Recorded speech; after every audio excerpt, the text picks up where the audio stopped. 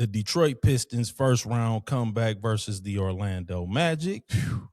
After falling down 3-1 to the Orlando Magic, our Detroit Pistons did complete the comeback to win Game 7 on Sunday in a lopsided 116-94 victory.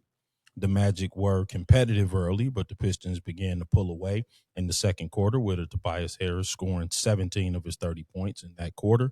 Ultimately, the Pistons closed the half on a 20-6 run on their way to securing their first playoff series victory since 2008. In Game 6, the Pistons overcame a 24-point second half deficit, holding the Magic to just 11 points in the third quarter and 8 points in the fourth quarter. The Magic missed 23 straight shots while the Pistons went on a 35-5 run, regaining control of the game and ultimately the series. So let me ask the people's champ, man, what did we learn about the Pistons against the Magic? And who gets the credit for the turnaround in the series, since we gave out the blame last week and we layered it on pretty thick? We read the riot act. So it's only fair that we discuss who gets the credit and give out our props and praises and our congratulations to those who deserve it. Yeah, what it says about the Pistons is that the defense is not only for real, it's a championship level defense. I concur. If they can sustain the defense, I mean, you don't want to get down 3-1. Yeah, right. And down by 24 in the second half of a possible closeout game. Yeah, we don't want that ever again. Right. But if they can sustain the defense, there's really no ceiling to where, this particular team can go. I agree. I think the defense is that impressive and that elite. Yep. As for who can we give credit to for the turnaround? I mean, outside of the usual suspects, Cade, I have to give Tobias Harris just a ton of credit. I mean, throughout that entire series. Yep. Shout out to Tobias. Tobias Harris has been the other guy. He's had an outstanding playoffs thus far. I think up until Game 6 and 7, the only gripe that you could take with him in terms of his production was the 3-point shooting. Yep. And then lo and behold, Game 7 comes around and, he turns into Robert Horry, and it couldn't have been better timing. But I just think the timing of some of his plays on offense, defense, rebounding as well, just being steady. Yep. Just being a steady hand throughout the comeback. And then once we kind of felt that we had complete control of the series, I think outside of Cade, he was the second largest contributor. As for Game 7, I mean, it was great to see Dennis Jenkins finally, arrive to the NBA playoffs, which, I mean, considering his path would kind of be right around the time you would think he starts to kind of get used to the environment and the stakes and, to have an understanding of what they're playing for. So it was great to see him and also see it carry over to the game the other night against Cleveland, which I'm sure we'll get into. But outside of all of that, man, I got to go back and glaze Cade Icewood, man. Oh, yeah, man. I mean, Cade is outstanding. Listen, let me tell you something. I don't know how this run ends. Yep. But however it pans out, and then whatever he does going forward, if at any point a championship becomes a part of his story, his Piston story, we're going to have to revisit the conversation of the greatest Piston of all time. Oh, yeah, I don't disagree. And I know it's early in the conversation. I know it is too. Yep, but listen, let me tell you something. When Michael Jordan won his second championship, the conversation on who the greatest basketball player of all time was over with. Yeah, right. I mean, and then the three-peat, it was like kind of stumped dead in the water. But by the time the summer of 1992 rolled around, it was just kind of like, we probably ain't gonna see nothing better than this until 2003. Yeah, no, I mean, So I don't need to see anything else other than a championship from Cade Cunningham to put him in that conversation. And as I was watching the comeback, this isn't something that I kind of came to like today. Yeah. It was like as I was watching the comeback in Game 6. Yep. That fourth quarter, that third quarter in Game 6, the Pistons were ready to wipe. JB wasn't, but the vibe, yep, the morale was ready to Duke white flag, throw the damn towel. Mm-hmm. They were ready. Yep. And Cade Cunningham said, "The hell with that." Yep. And it wasn't the offense; it was the hustle plays. Right. Just do it. See, it to my earlier point about if they just stay consistent with the defense. Right. He just stuck with the fundamentals. Yeah. Getting a hand in the passing lane. Yep. Diving on the floor for a loose ball. Putting a butt on the body, pause on for a box out. Mm-hmm. Playing through contact. Yep. Playing through no calls when you're down. Yep.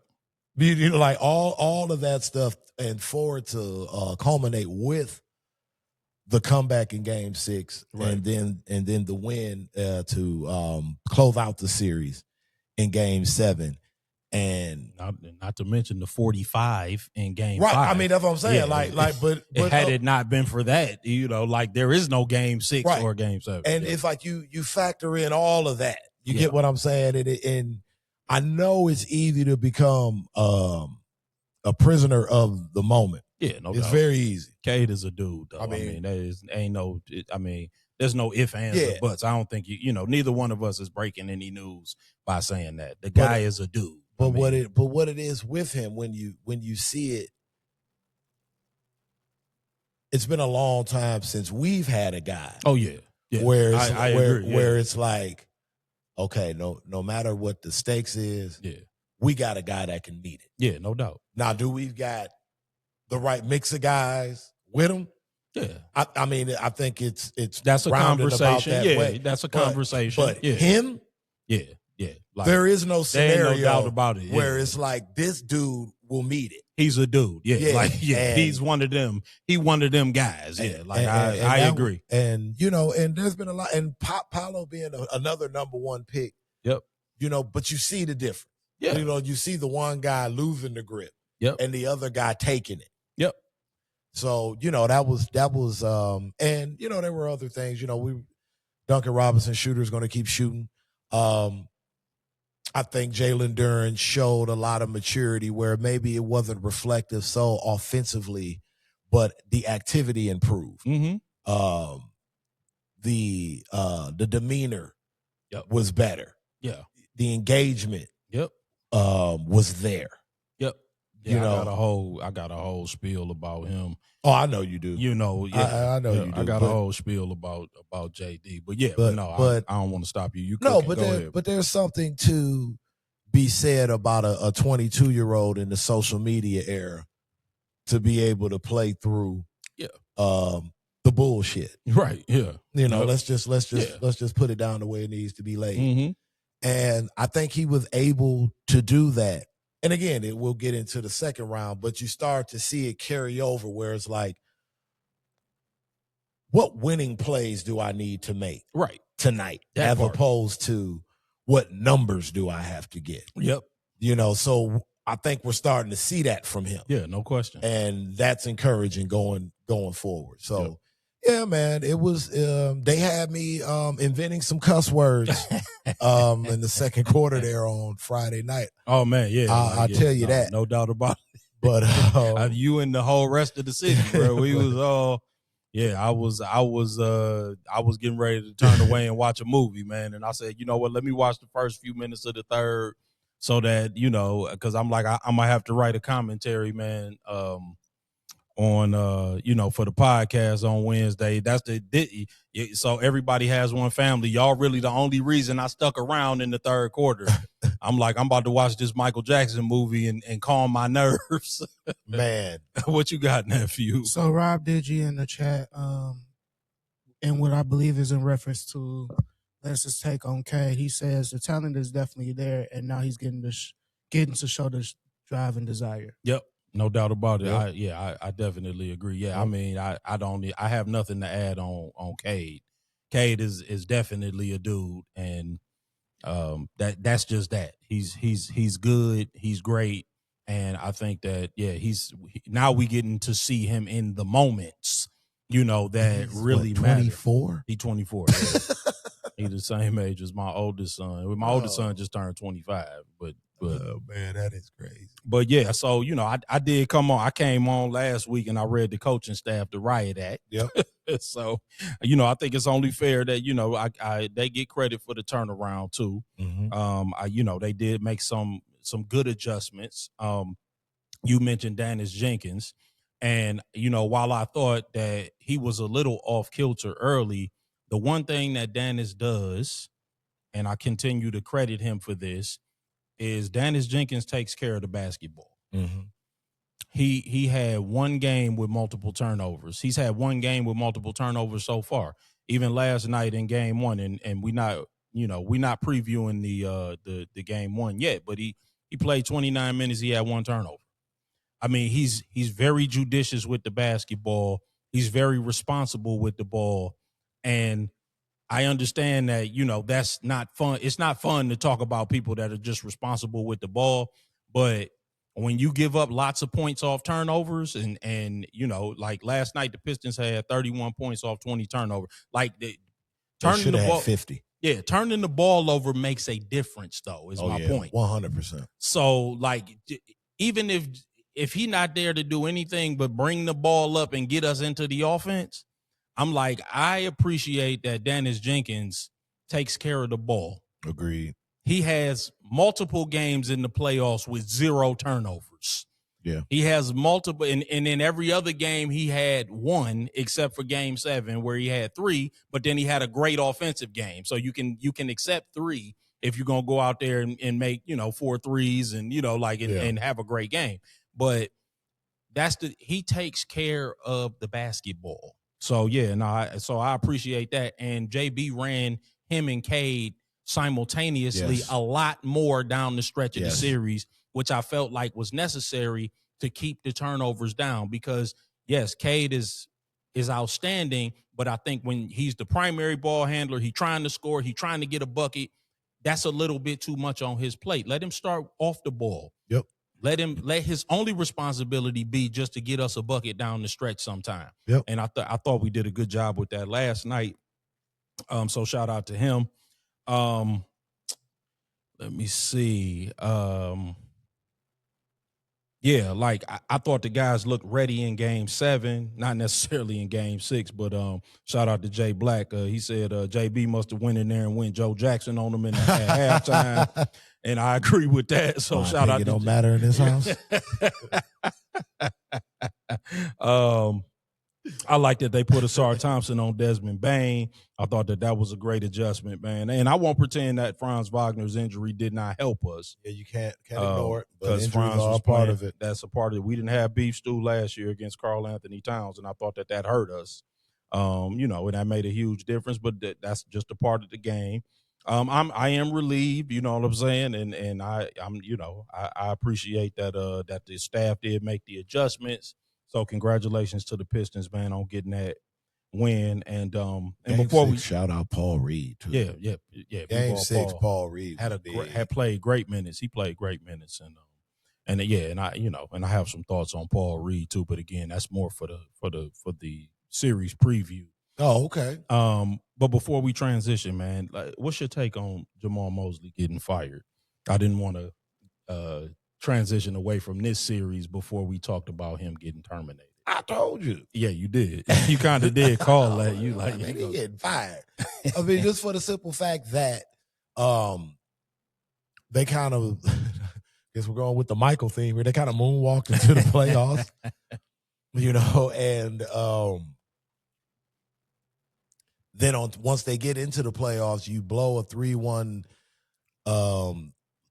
lead to the song of blowing a 26-point lead in the second half. In the second half. Yeah, that's pretty diabolical. So, I mean, that's just like the the hand of draw fours in Yes. terms of keeping your job as an NBA coach. It's unfortunate, but I just think the only way that he could have kept his job is if, you are an 8th seed and you beat a 1 seed. Yeah. It's hard to fathom, That they no would matter what the terminate it. outcome is in the second round, that you would be fired. I mean, unless they just was like, we don't like this guy.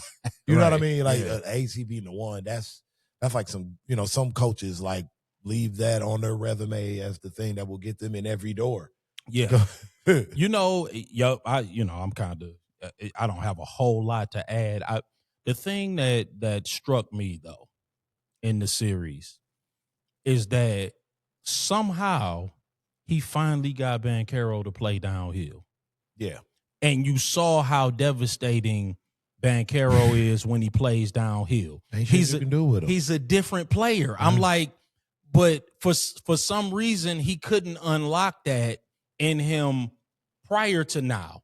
And I'm like, because when he does that, and I mean, we've seen 6'10, 6'9, 6'10, 250 playing downhill for 23 years now. It's pretty hard to stop. Yeah. And then everything else gets easier. Yep. All of a sudden, the mid-range shots are open. When he starts as a 17-foot jump shooter, the game is hard. Yep. When he starts downhill, then all of a sudden the 17-footer is open. And he can turn and face up. And the three-pointer is open now. Like all of that stuff is open. That stuff is not open if he's starting there. You just letting the defender off the hook. They need a point guard too. Yeah. I mean, yes, I agree. The team, I don't think is built well. There's some flaws in the build of the team, but in my opinion, when Paolo is playing downhill, they're a different team. Oh, for sure. And he's unstoppable, and then they're a different team. But for some reason, he was unable to unlock that on a consistent basis, and I think that's what cost him his job. And I think that the next coach is going to have to be able to get him to play like that consistent, because I don't know whether or not that's a him thing where he just doesn't want to do that all the time, or he got to get his back against the wall in order to play like that. But when he plays like that, that's scary. It's scary hours, 6'9", 6'10", 250 coming down. 6'10" clean. I didn't realize, I was telling one of the homies the other day, I didn't realize how big, how tall he was, how big he was until I saw him at a Team Jordan event. Yeah. With Tatum, Zion, and Luka. And I mean, he was towering over those other guys. And I mean, Tatum is a clean 6'8", 6'9". Right. He's 6'9". And Luka, and I mean, Powell was like demonstratively taller than them. I was like, wow. I'm like, okay, so he's 6'10" legit. Like he's the legit 6'10". Because he doesn't play big all the time. I think is why because I forget how big he is until you see him standing next to Jalen Duren, and they basically the same size.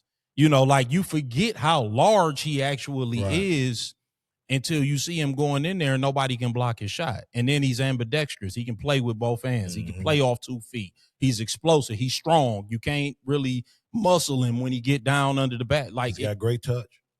I mean, yeah, the guy is really talented, and I know that, the Orlando front office must be frustrated. Like, we need to unlock him and unleash him. So yeah, I think that is sort of Jamal Mosley's his undoing. But let's talk about game 1 of the current series. Yeah. Last night was game 1 of the Cavaliers and Pistons. Pistons did win 111-101. Cade Cunningham scored 23 points, while Tobias Harris scored 20. Duncan Robinson pitched in with 19. Jalen Duren had a double-double, finishing with 11 points and 12 rebounds. Most importantly, he got the Cavs starting center, Jared Allen, in the early foul trouble, limited his minutes and production all game. Defensively, the Pistons forced 20 turnovers that led to 31 points. Cavaliers did tie the game at 93 with 5 minutes and 28 seconds remaining. But then Jalen Duren blocked James Harden's next shot attempt and dunked on the Pistons' next 3 possessions, each off a Cade Cunningham assist to start an 18-8 closing flurry. So let me ask the people's champ, what did you see in the first game that you liked? What did you see that you didn't necessarily like? And what are the keys to winning the series? And then I'll take your prediction for the series. Okay. All of that. what I liked to me was it was a total team effort. Mm-hmm. It's good to see, especially in the playoffs, Yep. that you can win in a multitude of ways. Yes. And the fact that, as you mentioned, you can get 19 from dunk. Yep. I think Dennis had, 14 or 15? Yep. Something like that. I had to check his stat line. Oh, no, I'll check it. But, it was good. It was good to see. Yeah, you got 12. 12, okay. Mm-hmm. But it was an impactful, efficient 12. It was. And like you mentioned earlier, the fact that he was able to share time on the floor with Cade in the fourth quarter when we needed him, because Cade was kind of struggling offensively, until the fourth quarter, where he started to not only score but make plays for Duran. Yep. Because again, when he's able to get the ball on a swing, it's different. Yeah, it is. It puts him more so in a more dangerous attack mode. And he had 4 steals too, by the way. He was D'ing up hard, and again, just the one turnover, and he had 7 rebounds. And then it was I thought, though he didn't play a lot, the plays Ron Holland made were huge. I said that. I think that show, again, what we talked about earlier, shows maturity. He could have came in and played some me ball, right? Or play with the wrong attitude. Yep. The 3 at the end of the third quarter was huge. Yeah, going into the fourth, it was huge. It was the and one that he had got in the second quarter. It was huge. Yep.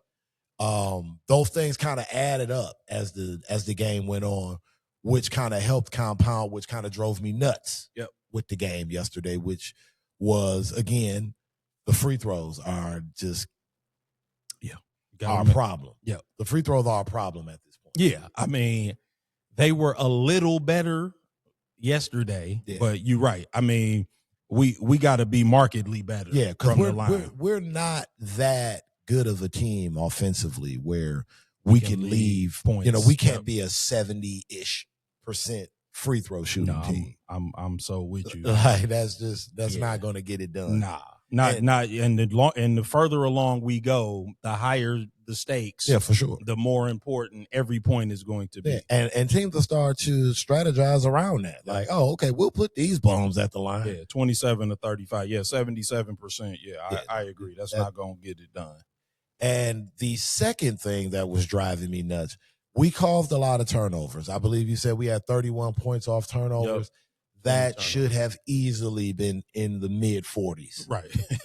We could not convert off a lot of those turnovers. Yeah. A lot of them. I mean, a lot of them at that point where Cleveland did come back. Yep.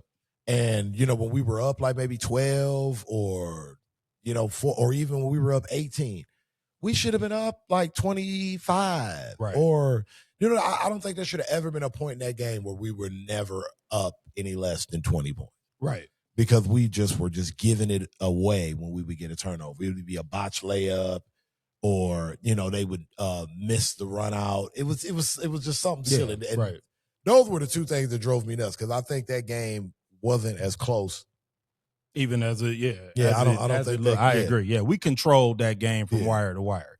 I too agree. I don't think it was a 10-point game. Even when they got it tied at with 5 minutes and 28 seconds left, I'm like, we controlled the entire game. It was our pace. It was our style. Yep. That was a Pistons basketball game, holding our opponents to around 100 or fewer. That that's our style. Yep. They want to run the score up. I agree. In terms of what I saw, obviously the Pistons calling card is pressure defense. So, I like the forced turnovers, the fact that we won the turnover battle in general.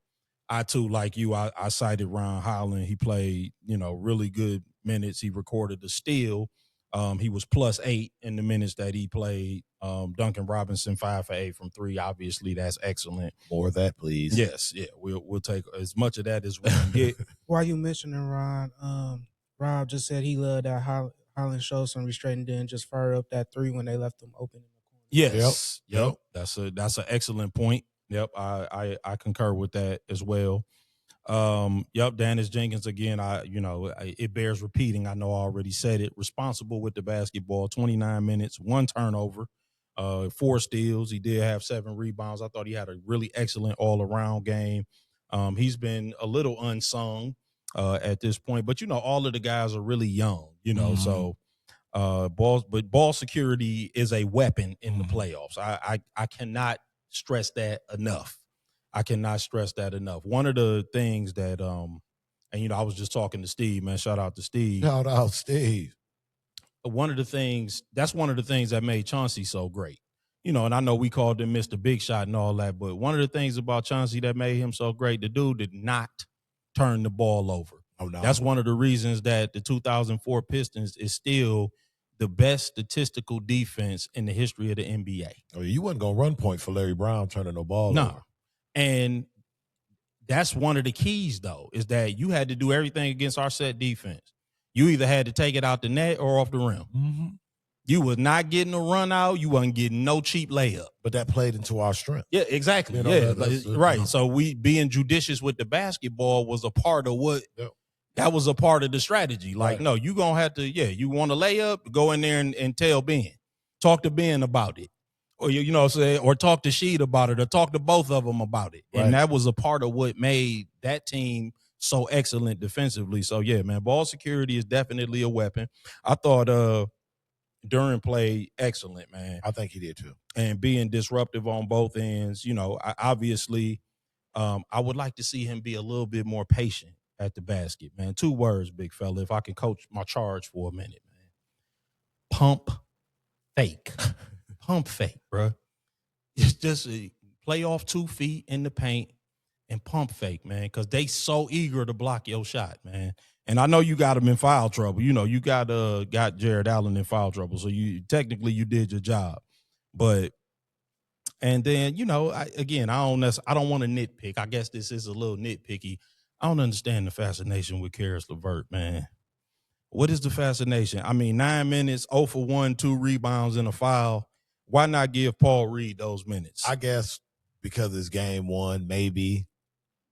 I don't know, maybe. But Cleveland plays a ton of double big lineups. I'm like, where's the minutes for Paul Reed? Like, they play a ton of double big, so we could put him out there with Stu, we could put him out there with Duran. And I preface this with 4 I don't know. Right. I'm like, what? But what's the issue? I'm like, why are we why don't those minutes go to Paul Reed? I just feel like Paul Reed brings a great energy off the bench, and Cleveland is playing double big lineup. So maybe JB figure for game 1, he knows what a Paul Reed is going to bring to this series and doesn't know what a Karis LeVert brings, and he had to see it. And maybe we won't see much of him going. I mean, listen, we got the win, so I don't want to nitpick, man. But I don't understand it neither because I'm like, they giving Thomas Bryant, man, so they playing 3 big. So you know what I'm saying? I'm like, I don't get it. But anyway, I'll leave that alone, man. And so so just the thing about Duran. You know what I'm saying? Because if I could coin a term myself, Duran is what I like to call a low ingress offensive player. And again, so there's no excusing, in my opinion, the first 3 games of the Orlando series. Even the 4th game, I don't think he was great. But what you got to understand about him is that he only takes 12 shots a game. So he's a low volume shooter. So he's not going to take the ball and shoot it 17, 18, 19 times. I kind of like the fact that he has inhibitions, though. You know what I'm saying? Like, I don't want to be Boston. You know what I'm saying? Like, where everybody just out there hoisting.